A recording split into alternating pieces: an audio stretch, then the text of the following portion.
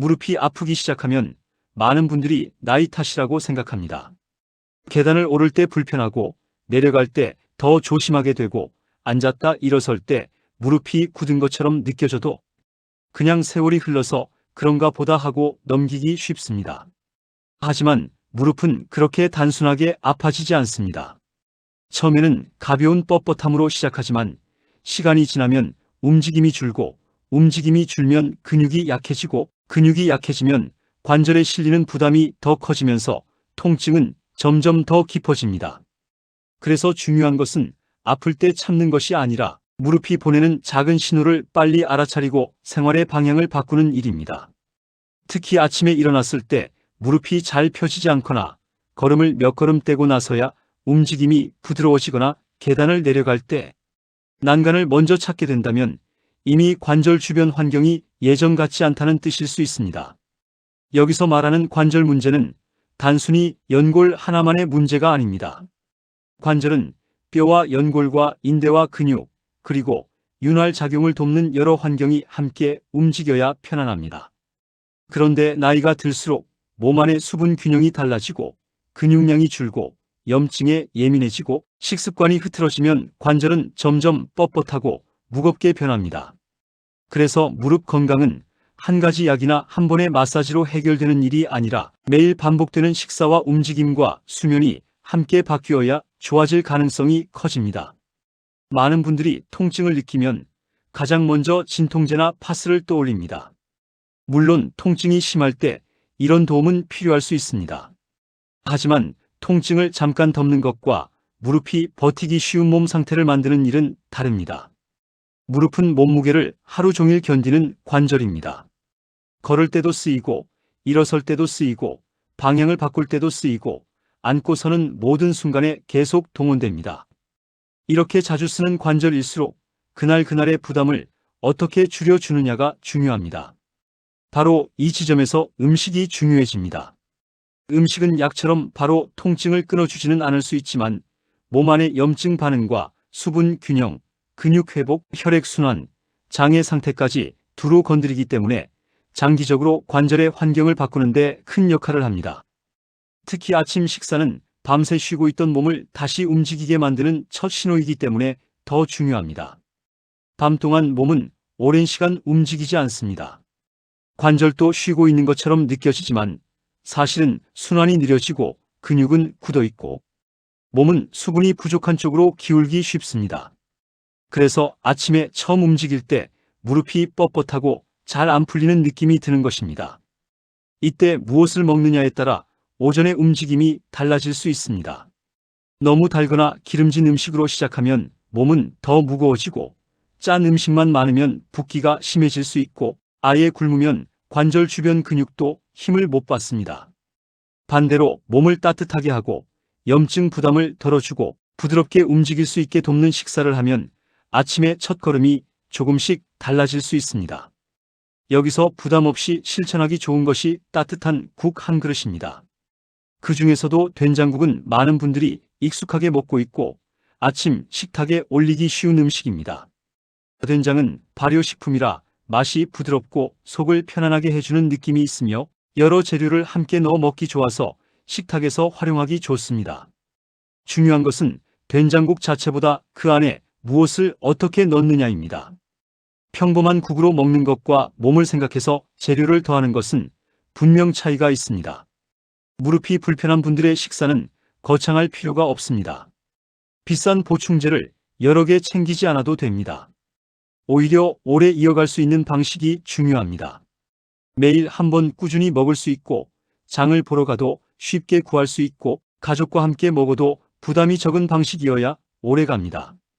그런 점에서 된장국에 시금치와 미역과 들깨 가루를 더하는 방법은 비교적 실천이 쉽고 익숙한 조합입니다. 먼저 시금치는 무릎 건강을 이야기할 때 빼놓기 어려운 채소입니다. 시금치는 부드럽게 익혀 먹기 좋고 비타민과 무기질이 들어있어 몸이 굳는 느낌을 덜어주는 식탁 구성에 잘 어울립니다. 특히 아침에 너무 자극적이지 않으면서도 식사에 색과 생기를 더해주기 때문에 된장국에 잘 맞습니다. 무릎이 아픈 분들은 대개 걷는 양이 줄어들고 그러면 햇빛을 보는 시간도 줄고 식사도 간단하게 때우는 경우가 많습니다. 그러다 보면 몸 전체의 영양 균형이 깨지기 쉽습니다. 시금치는 이런 식탁의 빈틈을 메워주는데 도움이 됩니다.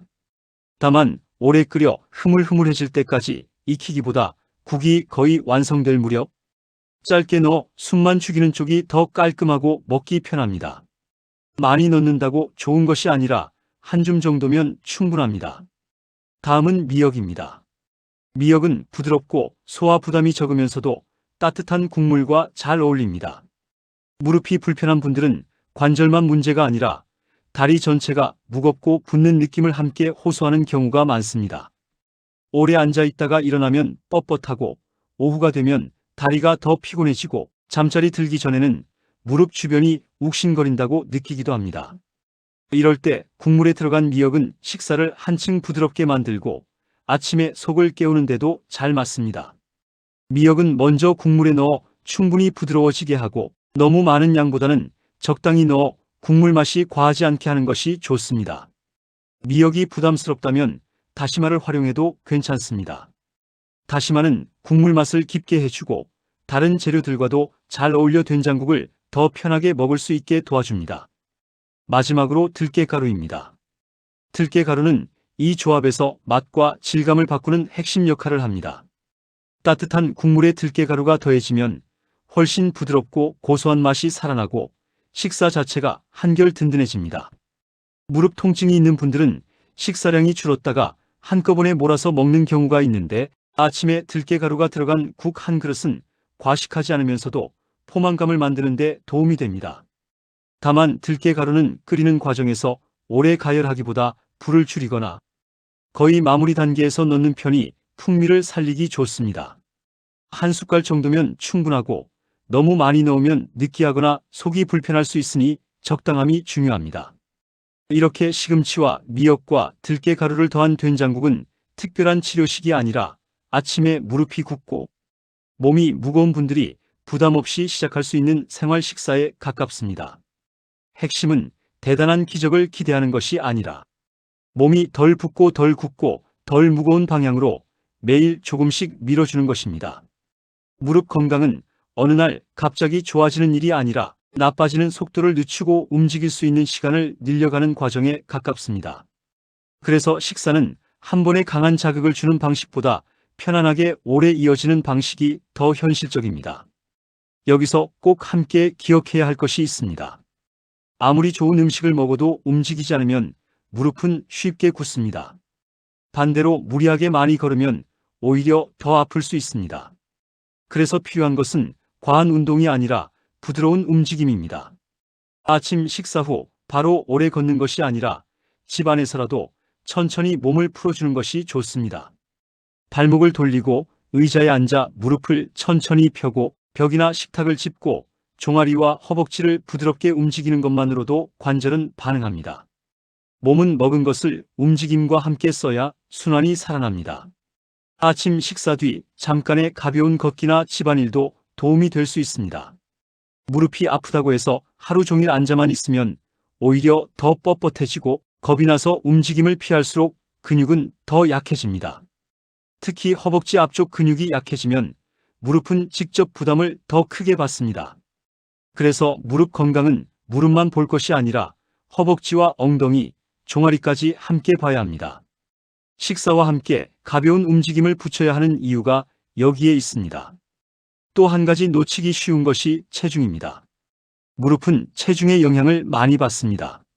살이 조금만 늘어도 걸을 때 관절에 실리는 부담은 생각보다 크게 늘 수 있습니다. 그래서 무릎이 불편한 분들은 굶어서 빼는 다이어트보다 붓기와 과식을 줄이고 식사의 균형을 맞추는 방식이 더 중요합니다. 아침에 따뜻한 국과 채소, 적당한 단백질을 챙기고 점심에는 너무 기름지지 않게 먹고 저녁은 늦지 않게 마무리하는 것만으로도 몸은 달라질 수 있습니다. 특히 과자나 빵, 달콤한 음료, 늦은 야식이 계속되면 몸 안의 염증 부담이 커지고 수면의 질도 나빠져 다음날 무릎이 더 무겁게 느껴질 수 있습니다. 좋은 음식을 더하는 것만큼 나쁜 부담을 덜어내는 것도 중요합니다. 수면도 무릎 건강에 큰 영향을 줍니다. 잠을 잘 못 자면 몸은 회복보다 긴장 상태에 더 머무르게 되고 통증에 더 예민해집니다. 다음 날 아침 더 뻣뻣하고 더 피곤한 몸으로 시작하게 되면 식사도 대충 넘기고 움직임도 줄게 됩니다. 그러면 다시 저녁에 피곤해서 눕게 되고 몸은 더 굳습니다. 그래서 가능하면 잠드는 시간과 일어나는 시간을 일정하게 하고 늦은 밤 과식이나 음주를 줄이는 것이 중요합니다. 무릎 통증은 단지 다리의 문제가 아니라 하루 리듬 전체와 연결되어 있습니다. 아침 식사가 바뀌고 낮에 움직임이 조금 늘고 저녁이 가벼워지고 수면이 안정되면 통증의 결도 달라질 수 있습니다. 많은 분들이 몸이 아프면 뭔가 특별하고 강한 방법을 찾습니다. 하지만 몸은 대개 평범하고 단순한 습관에 더 오래 반응합니다. 매일 같은 시간에 일어나고 아침에 따뜻한 음식을 먹고 식사 후 조금 움직이고 오래 앉아있지 않고 밤에 너무 늦게 먹지 않는 것. 이런 것들이 쌓여 관절의 내일을 바꿉니다. 된장국에 시금치와 미역과 들깨가루를 더하는 일도 결국은 그런 습관의 시작입니다. 어렵지 않고 비싸지 않고 가족 식사에도 자연스럽게 들어갈 수 있어야 계속할 수 있습니다. 그리고 계속해야 몸이 반응합니다. 며칠 해보고 바로 큰 변화를 기대하기보다 오늘보다 내일이 덜 굽고 다음 주가 이번 주보다 조금 더 편해지는 방향을 보는 것이 좋습니다. 계단을 오를 때 한쪽 다리에만 의지하지 않게 되고 앉았다 일어날 때 표정이 덜 찌푸려지고 산책 나갈 생각이 다시 드는 것. 이런 작은 변화가 쌓이면 삶의 반경이 넓어집니다. 무릎이 아프면 사람은 점점 움직임을 줄이고 움직임이 줄면 만나는 사람도 줄고 바깥 활동도 줄고 기분까지 가라앉기 쉽습니다. 그래서 무릎 건강을 챙기는 일은 단순히 관절 하나를 돌보는 것이 아니라 일상을 다시 넓히는 일입니다. 편하게 걷는다는 것은 장을 보러 갈 수 있다는 뜻이고 버스를 탈 수 있다는 뜻이고 손주와 산책할 수 있다는 뜻이고 내가 가고 싶은 곳을 내 발로 갈 수 있다는 뜻입니다. 바로 그 일상을 지키기 위해 오늘 식탁을 조금 바꾸는 것입니다. 다만 여기서 꼭 조심할 점도 있습니다. 무릎 통증이 갑자기 심해졌거나 열감과 붓기가 크거나 밤에도 깨울 정도로 아프거나 한쪽만 유독 심하게 붓는다면 음식으로 버티기보다 먼저 진료를 받아야 합니다. 넘어지거나 다친 뒤 통증이 시작된 경우도 마찬가지입니다. 생활 습관은 바탕을 도와주는 힘이지만 이미 손상이 크거나 염증이 심한 상황에서는 정확한 확인이 먼저입니다. 그리고 평소 약을 드시고 있는 분들은 약을 임의로 끊지 말고 식사와 생활을 함께 조절하면서 몸 상태를 살피는 것이 좋습니다. 중요한 것은 극단이 아니라 균형입니다. 너무 무리하지 말고 너무 쉽게 포기하지도 말고 내 몸이 받아들일 수 있는 만큼만 천천히 바꾸는 것이 오래갑니다. 오늘부터 할 일은 복잡하지 않습니다. 아침 식탁에 따뜻한 된장국 한 그릇을 올리고 그 안에 시금치와 미역과 들깨가루를 알맞게 더해 보십시오. 식사 후에는 잠깐이라도 몸을 움직여 보십시오. 낮 동안 오래 앉아 있었다면 중간중간 일어나 다리를 풀어 주십시오. 저녁은 너무 늦지 않게 마치고 수면 시간을 지켜보십시오. 이 단순한 반복이 무릎을 대하는 몸의 태도를 바꿉니다. 관절은 하루 만에 달라지지 않지만 하루하루의 선택에는 분명히 반응합니다. 무릎이 보내는 신호를 더 늦기 전에 알아차리고 지금 할 수 있는 가장 현실적인 방법부터 시작해 보십시오. 거창한 결심보다 중요한 것은 오늘 한번 실천하고 내일 또 이어가는 것입니다. 그렇게 쌓인 습관은 통증을 줄이는 것을 넘어 다시 걷고 다시 움직이고 다시 일상을 누릴 힘이 되어 줄 수 있습니다. 무릎이 편해야 하루가 편하고 하루가 편해야 삶이 가벼워집니다. 오늘의 식사가 내일의 걸음을 만든다는 마음으로 너무 늦기 전에 지금부터 부드럽게 시작해 보시기 바랍니다.